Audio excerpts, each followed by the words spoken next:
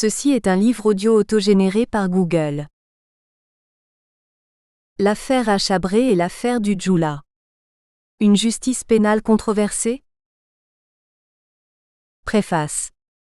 Préfacer un ouvrage restera toujours un exercice difficile. En réalité, il ne s'agit point de résumer, mais de lire entre les lignes les ambitions et les perspectives dans la compréhension des problématiques soulevées, dans le soulignement de l'apport doctrinal de l'auteur dans le champ du savoir de la discipline concernée. Un tel travail nécessite de connaître l'auteur de l'ouvrage. Monsieur Marie-Madi Boiré reste incontestablement d'une modestie intellectuelle sans réserve. Pour être de la même promotion et avoir prêté serment devant la Cour d'appel de Riom en 2001, je peux effectivement dire que je connais Madi. Dans ce sens, je fais remarquer que ce travail n'est que la continuité dans la veine d'une thèse déjà audacieuse où un de ses rapporteurs se demandait déjà si elle connaîtrait une heureuse carrière universitaire du fait de la pertinence, de l'importance des positions du candidat, de ses convictions personnelles dans l'amélioration de la qualité de la justice de son pays et de la légitimité de la croyance de la sanction pénale.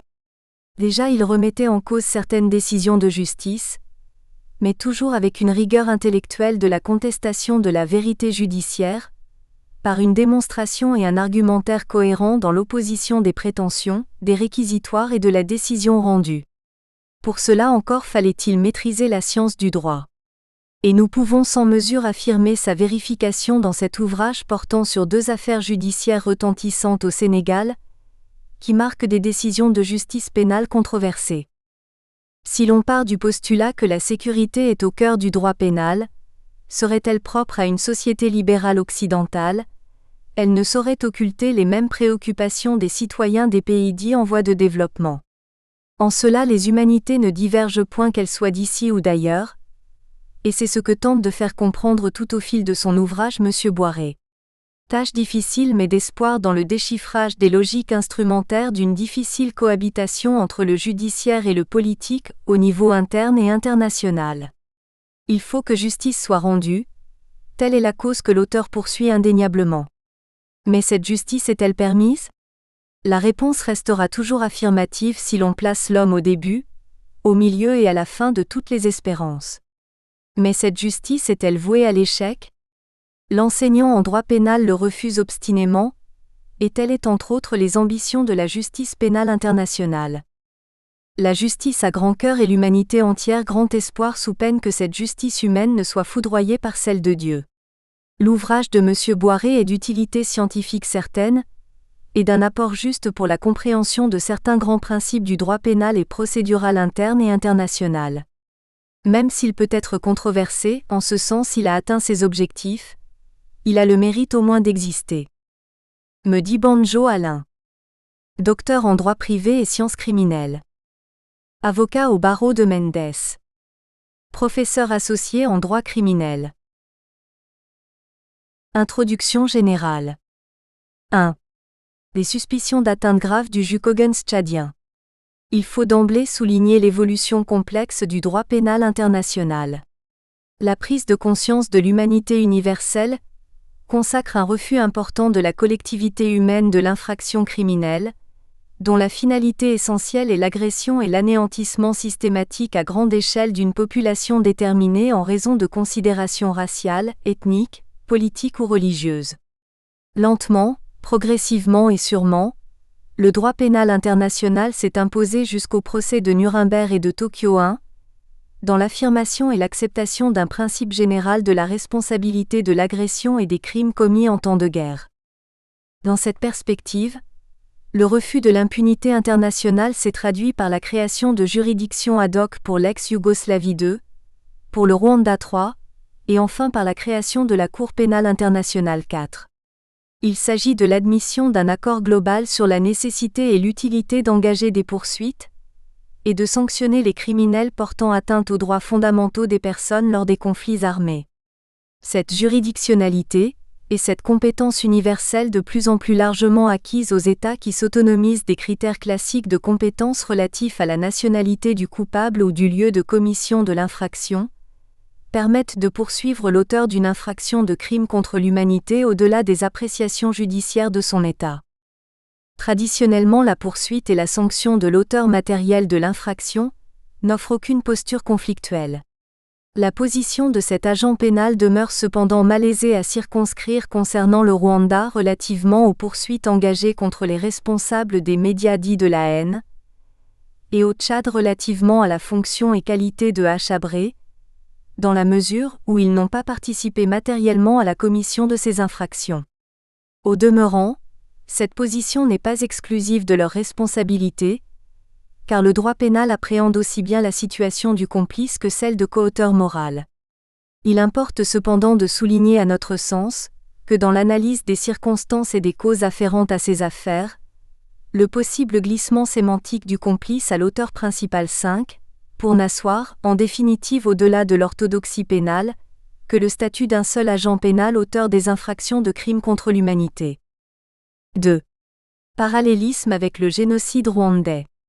La tragédie rwandaise constitutive d'un génocide 6, d'une exceptionnelle gravité et en un temps record a heurté considérablement la conscience de l'humanité.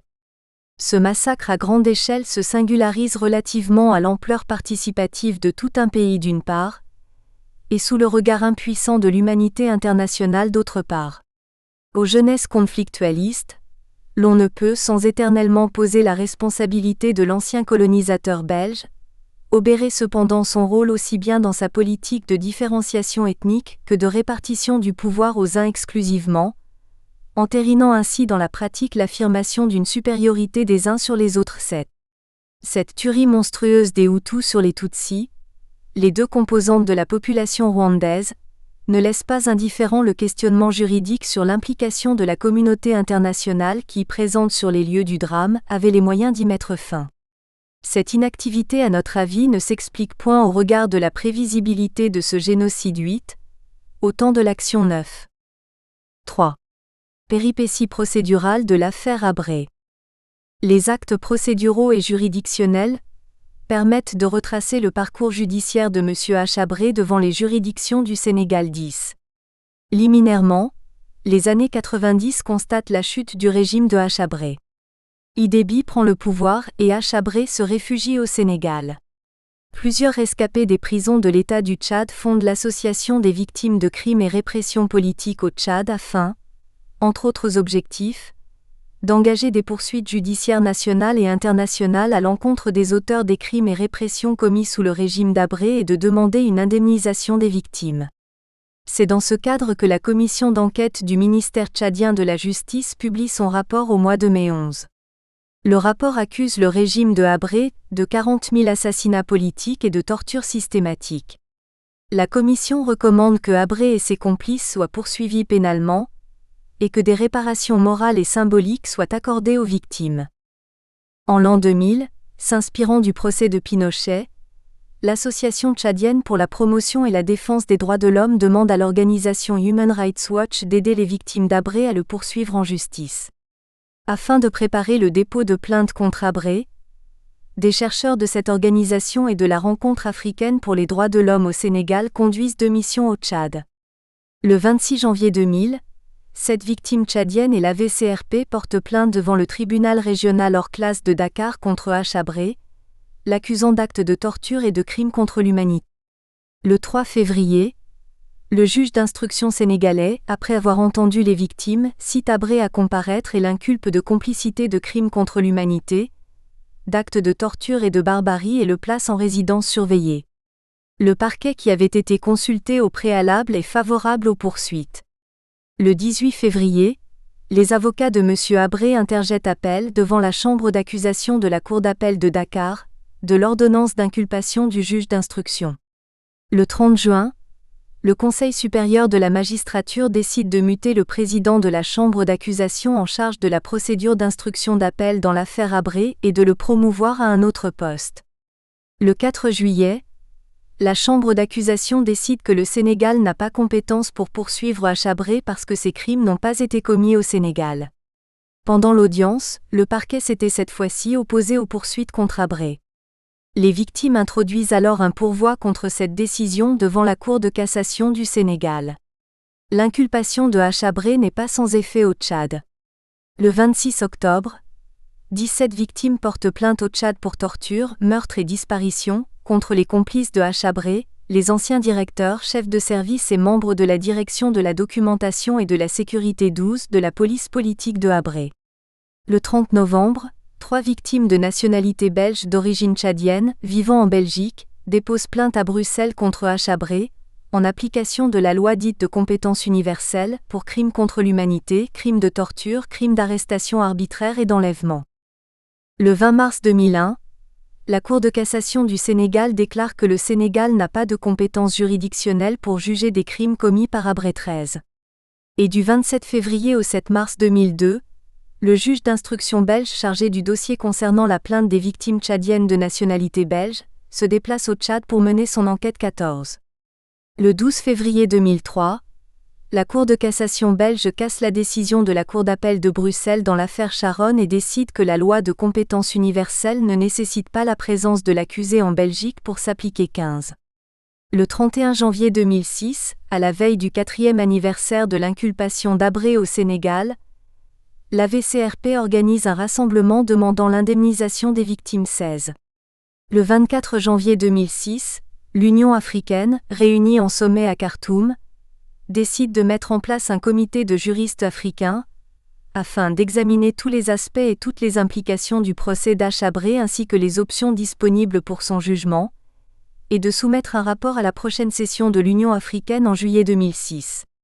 Le 26 janvier, la vice-première ministre belge et ministre de la Justice déclare que si le Sénégal refuse d'extrader Habré, la Belgique invoquera l'article 30 de la Convention des Nations Unies contre la torture qui pourrait conduire, le cas échéant, à porter son différend avec le Sénégal devant la Cour internationale de justice.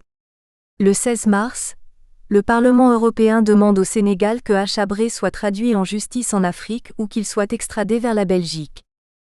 L'année 2007 permet au Sénégal qui, après avoir désigné un comité de juristes en son sein pour s'interroger sur un procès possible de Hachabré, adopte au mois de février une loi ayant pour objet la modification du Code de procédure pénale 17, relativement à la mise en œuvre du traité de Rome instituant la Cour pénale internationale.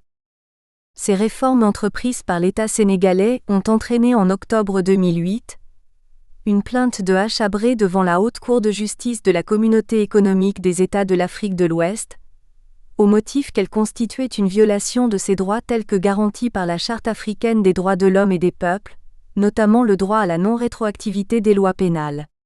Le 14 mai 2010, cette Cour de justice a déclaré recevable la plainte contre l'État du Sénégal. Il est donc attendu un jugement sur le fond. 4. Prolégomène dans le naufrage du Djoula. À l'image d'autres catastrophes maritimes survenues dans le monde 18, la tragédie du Djoula apparaît pour l'État du Sénégal comme une mesure d'incapacité de remplir ses obligations de protection et de direction de l'ordre public économique.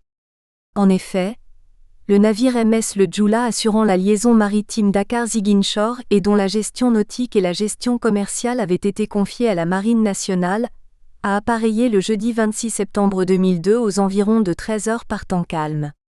Il a mouillé à l'escale de Carabane à 16h30, pour ensuite appareiller à 18h05 MN à destination de Dakar. Le dernier contact qu'il a eu avec la Marine nationale remonte à 22h. Aucun incident n'avait alors été signalé. C'est au large des côtes sous juridiction gambienne, aux environs de 23h qu'il a connu des difficultés de manœuvre à 16,8 nautiques de la pointe de Sanyang à la position latitude 13°12,8 N, longitude 017°056 W. Il devait chavirer quelques minutes plus tard, vers 23h10. Il avait à son bord de très nombreux passagers estimés à 1220 passagers, estimation primaire, mais aussi du fret. Seuls 65 rescapés auront été recensés à la suite des opérations de secours, organisées dès le lendemain du drame. Ce naufrage intervenu au large des côtes gambiennes dans la nuit du 26 au 27 septembre 2002 a fait quelques 1863 morts d'après le discours sur la politique générale du Premier ministre sénégalais de l'époque en date du 3 février 2003. Ce bilan est plus important que celui du Titanic en 1912.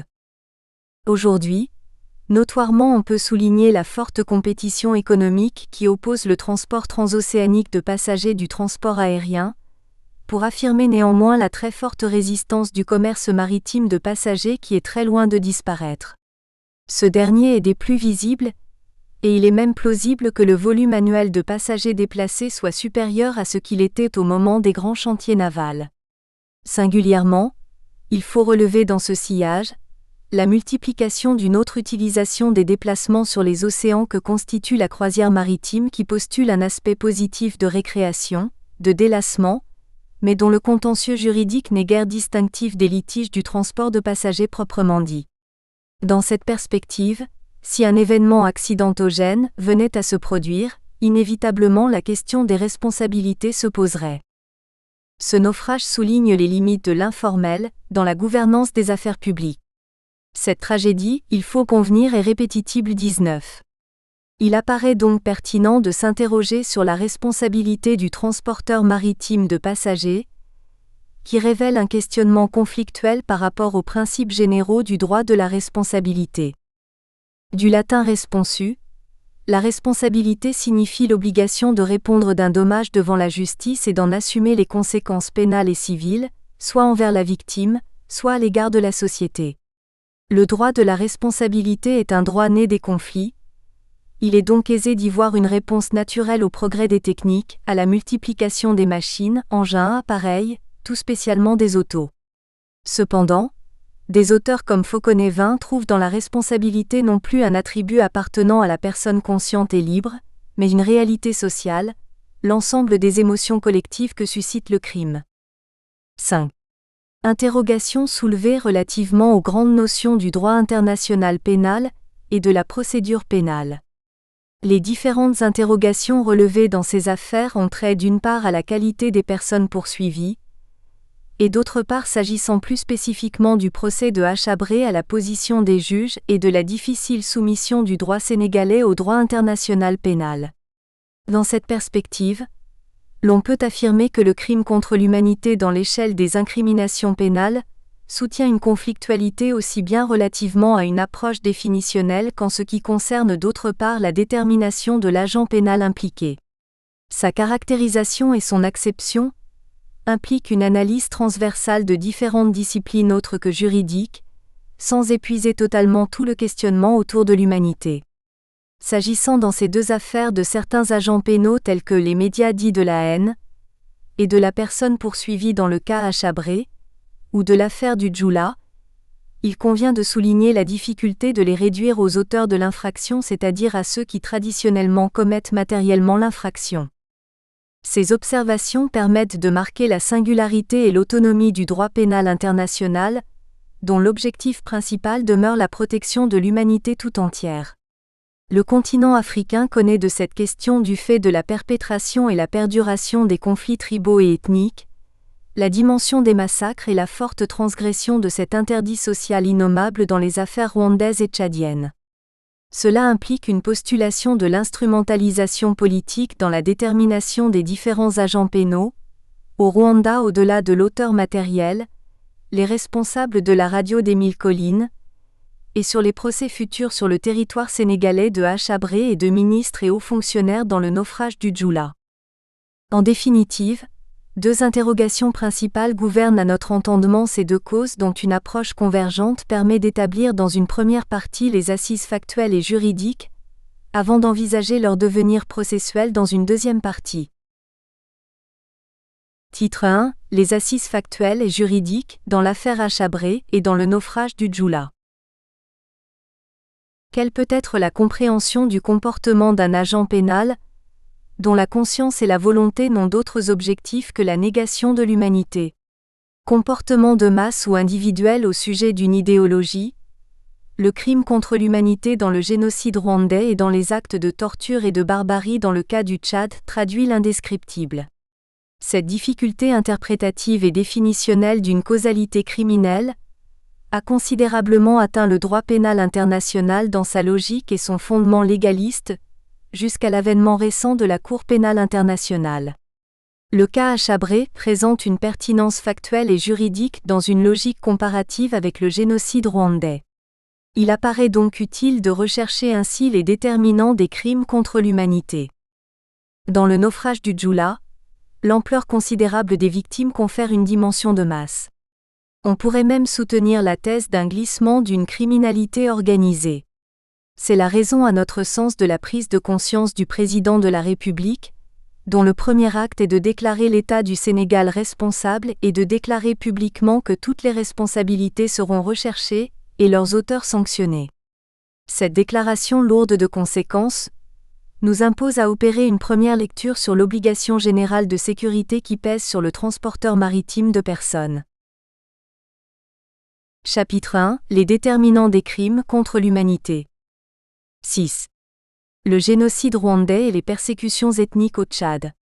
La cristallisation d'une opposition interethnique et sa manifestation la plus radicale au Rwanda débute avec la mort des présidents rwandais et burundais quand leur avion fut abattu au-dessus de l'aéroport de Kigali le 6 avril 1994. Cette affliction majeure de la nation rwandaise composée de deux ethnies Hutu et Tutsi a généré la violation du droit des gens, la plupart Tutsi, plus d'1 million de victimes, d'une particulière gravité, qui de ce fait est susceptible de donner lieu à une répression collective et même universelle. La genèse de la... Nous espérons que vous avez apprécié cet aperçu. Pour continuer à écouter ce livre audio sur Google Play Livres, utilisez le lien dans la description de la vidéo.